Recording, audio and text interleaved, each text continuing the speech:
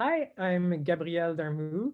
I'm a composer and a performer. I sing a lot and do lots of interdisciplinary performance as well. I'm based in Montreal, Tiohtià:ke, and I'm happy to be here with you. So happy to meet you. Thank you. And we're so excited that the Manitoba Chamber Orchestra will be premiering your piece, Sure Until, in March. And this work was commissioned by the MCO. So could you tell us a bit about how this came about? Yes, so this is from that month we all want to forget, March 2020. There was a plan to come also to Cluster Festival and MCO. So it was a co-production, like kind of a joint effort to bring me to perform this piece. And there was another a group of mine called a voice group that was supposed to come to perform work by the love songs by Claude Vivier at Cluster. So it's all part of that trip to Winnipeg that never quite happened, but that now we're able to have that piece Sure Until. Yeah, well, let's see what happens. we're lined up to have it premiere 2 years later in Winnipeg. When a composer is commissioned to write a piece, and maybe this is a little bit different for you since you're also a performer and a soloist, but what is involved? Are there any specific guidelines that you need to follow? Yes, well, when you compose for instruments, every instrument has its own, you know, mechanical, I guess, or physical limitations. But the thing with composers is they always want to explore, like, how much can I explore something innovative or different, or something that reflects sounds that I imagine but that I want to hear. So you're always working with that boundary between what's possible and what's maybe more part of your imagination as a creator. So I think finding that balance is very important, because when you work with musicians, they also, I think, want, well, not everyone's different for sure, but I'd say musicians that like to play new music, they want a balance of familiarity and also challenge. So I think that's the line I try to play with, so that some of the stuff might be more straightforward, but then, oh, this part maybe it tries to do something from another angle or different, or how the different things that are straightforward come together kind of maybe sound different. So I like to play with that. But also this piece is for a couple of musicians, and I'm also singing in it. And my approach of singing is between improvisation and things that are notated. So there's elements in the piece that come from what I do, but also that some of the other performers also kind of touch on a little bit, which is a little less strict, in the sense of like a notated score that will strive to always sound the same, so there's these sounds that I do with my voice that are a bit more improvised, and a bit more like, that sound like maybe a bit more like weird noises, or things that aren't like vocal singing that we hear from, say, an opera singer or a pop singer, or whatever. So these elements kind of blur a little bit, like the type of music that we're gonna hear. So when you sit down to start composing a new piece, what's that process? Do you have a general jumping off point, or is that a different approach for each piece? Well, the truth of that answer is that it's really difficult. It's very, yeah, it's tough, because it's something that you do without any result right away. If you draw, you see the line. If you edit video, you're kind of building it and you see it come together. If you do music on your computer that plays with, synthesizer, if you play an instrument, you hear the sound. So composing has that aspect of it that's kind of alienating a little bit for me, because you don't the payoff of what you're doing is just not there yet. For some composers, they're really fine with that. Like it's very personal to every type of artist. But for me, I find that the joy that I have in making music is not that stage. It's really when it comes to life. And yeah, so I'd say it's different for every piece, but I'd say it's different for every person. And for me, that's the part that is the hardest to kind of to get the wheels in motion. And but that doesn't mean that I want to avoid it, right?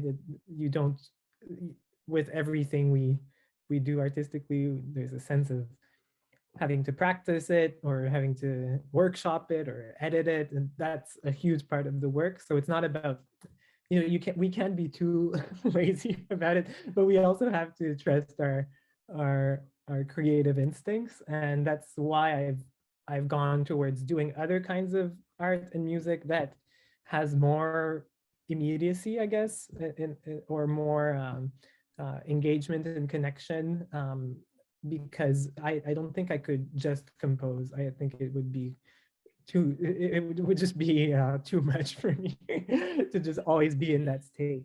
But that state does give results, and then once you're past that, you're good, and you can have great moments of creating the piece, which is what I'm looking forward to. And so since you'll be performing your own composition, could you describe that experience of not only rehearsing, but maybe also to continue on the creating of that piece? So that whole process for a piece you write compared to performing other works as a vocalist. Yeah, that ties in with what I was saying, because at first that piece, I wasn't sure I was going to perform in it myself. And that's what brought more joy to the process. That difficult process was like, okay, how can I picture this with what I would do as a performer? And that unlocked something for me. And I was like, oh, I need these kinds of sounds. And as I was composing, I can kind of sing along to it. So that brings that little taste of the creation, that brought that magic in the process. So that reminds me of that. So for this piece, I think it's probably the first time. Yeah, this is the first time that I'm singing in a piece of mine with other musicians where there's a conductor, where there's because I did sing, and I wrote an opera in which I was one of the three roles, but I was still it was a chamber group. It was Ensemble par Mirabeau, and we still had I don't know, it felt still like chamber music-y in a sense, because we could all, yeah, the decision making is different than when there's like an orchestra or a conductor. So I wanted to think of what how that would be like. How is it for me to, and also like I didn't have to follow anything else than the music, and the music how I hear it. Whereas now it's a piece where it'll be important for me to follow the conductor. Otherwise, I'll be like, who is this singer doing his own thing? That kind of music isn't about that. So I'm really looking forward to that challenge of separating a little bit me, the composer, from me, the performer in this piece. Whereas before, I was very still invested as a composer when I was singing, in a sense. But now it's about like, okay, I'm part of this piece, but like, so is the viola player, so is the oboist, so is the horn player. So it's about like yeah, putting the performer, the performer hat on, and trusting the experience of a conductor in managing rehearsal time and managing balance of sound and all, because you can't tell from where you're sitting how something sounds.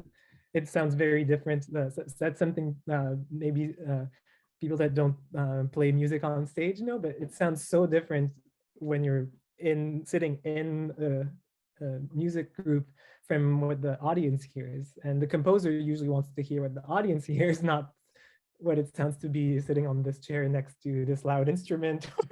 So it'll be a dynamic that I haven't experienced yet, to really feel like, okay, of course, I'll be the composer when there's questions about the piece. I won't just be like, no, I don't know this. I don't know this Yeah, guy. I'm here to sing, but it'll still be like a new dynamic for me, and I'm curious because it's something.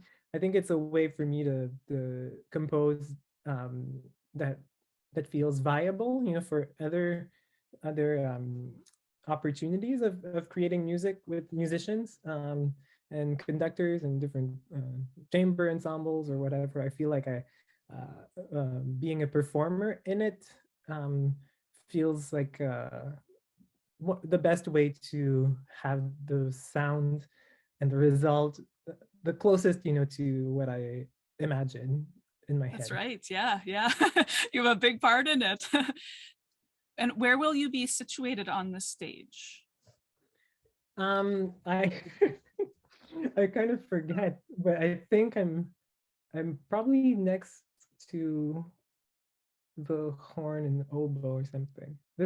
I'm not sure. I know I did a little drawing on my score. Yeah, yeah, map. Yeah, for sure. Yeah, You have it next. stage map. I have. I'll take a look. Yeah, I guess like our audiences would be used to a vocalist being on right in the front and standing. So it'd be interesting to know if that's the same here. Yeah, no, Yeah. I'm more inside the orchestra. Like it doesn't feel like I'm a soloist. And I'm Okay. not, in many parts I'm not at all. I'm just like yeah, there's parts where I come out, but the same way that other instruments can come out. And yeah, it doesn't feel like a concerto. It doesn't feel like this singer and this Yeah. other. It's sometimes there's some parts that I come out more, but it makes an impact because sometimes it's more like part of what's happening uh, in the other parts too. Yeah. Yeah, that's maybe not what we're used to as much with a vocalist, but that'll be so exciting to see. Yeah. And you've already kind of spoken about some of the things we'll be hearing, and especially in the voice. Could you walk us through a little bit more of those compositional elements and some of the other features? Yeah, so lots of the sounds that I'm doing with the voice are kind of I'll call them like suction sounds. There's lots of like things like that I like inhale and like stop it with like a P kind of sound. So it sounds a little bit like a reverse tape kind of effect, a little bit like, or a suction or vacuum. There's lots of these kinds of sounds. And there's also uh, sounds that are closer to like screaming or multiphonics, which is a word that's a bit not the most understandable if you are not an oboist or a saxophonist. But multiphonics would be like these very dense, rich, noisy sounds. And I do lots of those by inhaling also and creating lots of pressure. I don't know how this will come out on Zoom, but like, yeah, I don't know. I need to project it more and I feel too shy to do it. Oh, yeah. But there are these like really like I call them like screams in the score. And then the other thing is more of a sung voice, and it's always meant to rub close to like the horn often or the cello, where we sing almost the same thing, but it creates little like frottement, like rubbing, kind of oscillating, kind of a thicker, kind of a thick note, and those create melodies and harmonies too. So those are the main vocal techniques that I use in that piece. And then the other instruments, I think they play mostly, the strings have lots of pizzicato, and the oboes and the horn play mostly traditionally, but there's a few like wind kind of sounds and things like that. but then towards the end, everybody follows a very simple kind of graphic notation where they kind of also will try to imitate the kinds of weird sounds that I do, but using like very high pitched and very like thin little sounds. So that's towards the end of it. That's where everybody kind of meets. I know, so I'm a clarinetist, and when I'm doing, like you were describing, multiphonics and all of these different or wind sounds, so there's a lot that I have to control or also maybe make a little bit more free. So it's not just my fingering I choose or my embouchure. It's my air support and all of these different things, and obviously the throat. And so for you, like, would you say that this is a whole body that you use? Yeah, yeah. You open up a lot of resonance in your head, your nasal cavity, your and then there's different levels of tension, and there's so many there's so many little micro changes that you could do that kind of open up. But as an improviser, that's the thing. It's like I don't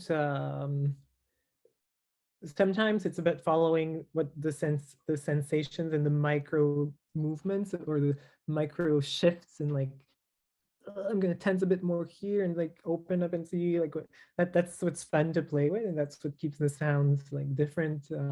And it would change from one day to another if I'm warmed up, if I'm not, like, so there's all these different factors that influence how such a sound can come out or not. And sometimes you have to kind of find it, like I just tried to find it. I was like, okay, no, I think I would have needed to do this to get the one I'm imagining. But then if it's not what you imagine, you just have to reroute your expectation and see if there's something else, that can come out from that. Yeah. And if I may, to ask you, because vocalists have a lot of things that they do to take care of their voice and to keep healthy and, just on a daily basis, but also coming up to a performance. And is there anything unique that you do in it to kind of prepare for that, to use your voice in that way? Yeah, well, I really believe in warming up, but it's something that sometimes, depending on the type of performance, that I'll do at a different intensity, I guess, because warming things up allows some things to come out better, but it also it can tire other things. It's like so I do it in a very feely kind of way, and sometimes if I were to just improvise, sometimes I don't warm up, and I know that in my improvisation I'm using,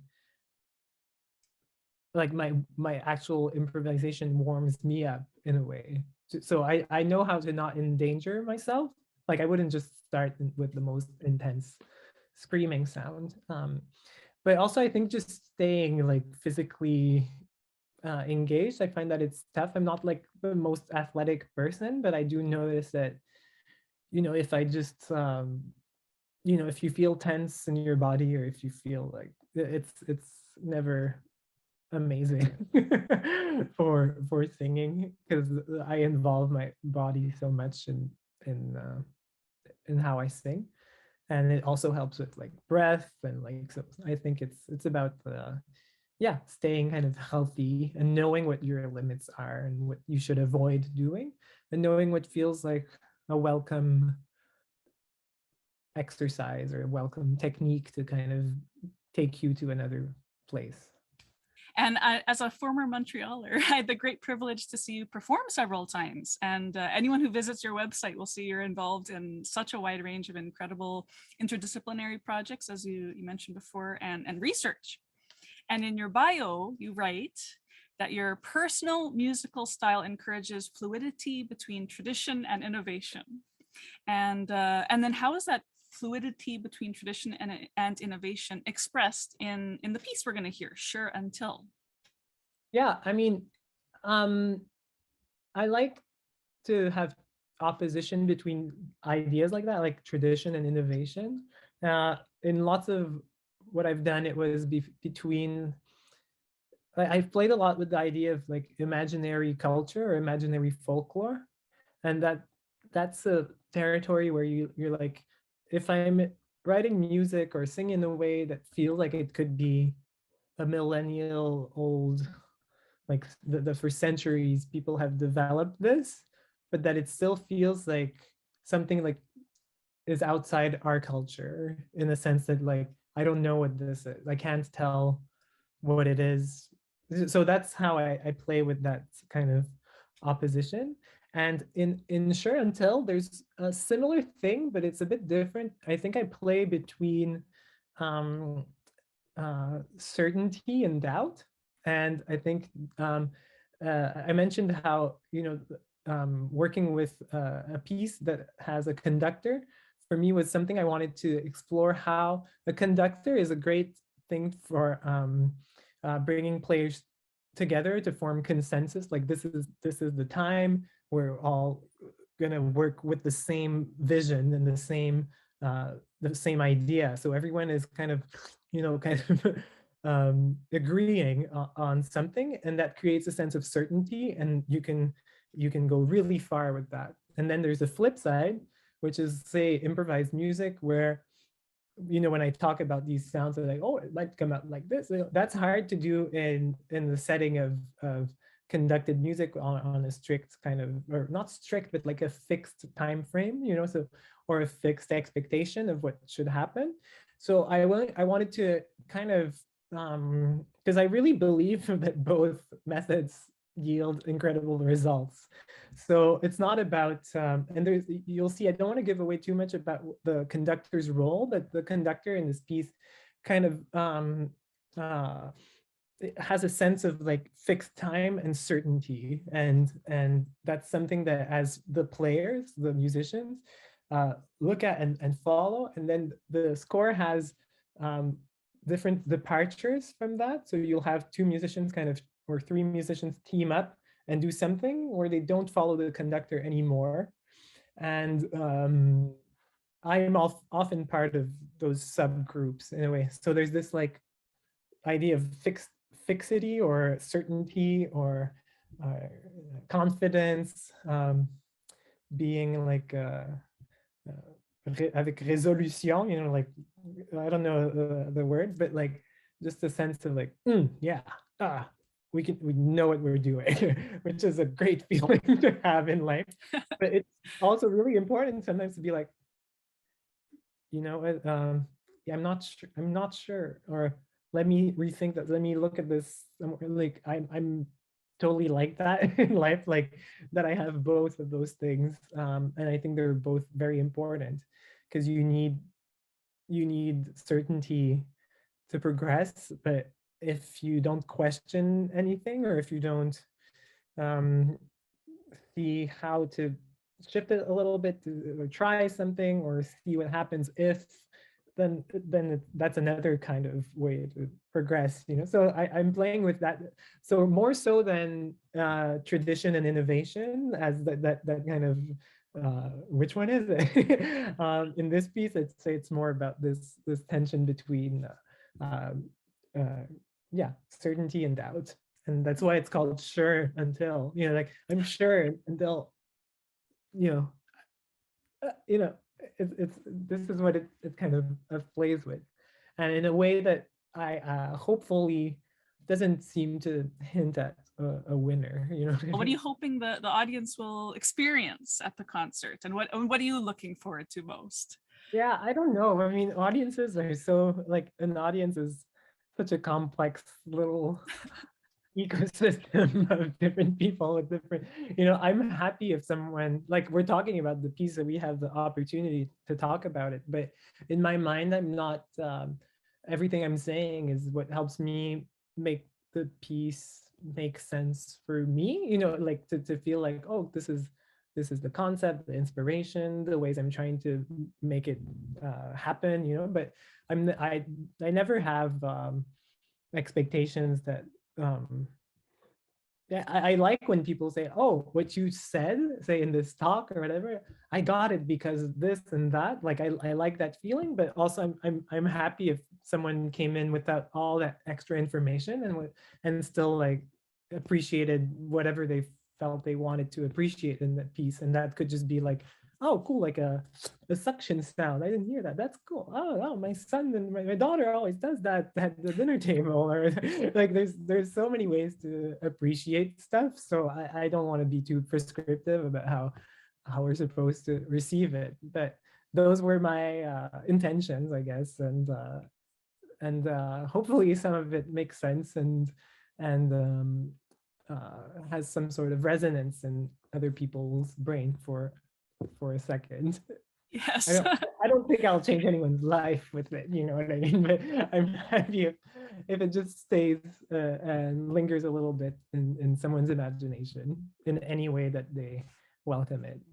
I'm sure it's going to be really memorable, this concert, for the people attending. Yeah. And like, it must be very exciting for any composer to hear one of their pieces performed live. And this is a world premiere, and you're the soloist. So like, if you're just thinking ahead to March, what are you most looking forward to? And I know you said it's a span of a few days, right? That you'll be putting this together. Yeah, I'm looking forward to hearing it as a recording, because it will sound different than from being involved and wanting to get everything right in my part. So I'm looking forward to just being like, oh, this is what this piece sounded like for the audience. That's the part. That's the ultimate like gift of any collaboration or any process, is just like, oh, this is what we did. Yeah. Okay, fantastic. It was so nice to meet you. Yes, likewise. Thank you so much for discussing this with me. Thank you. Yeah, and we'll see you in March.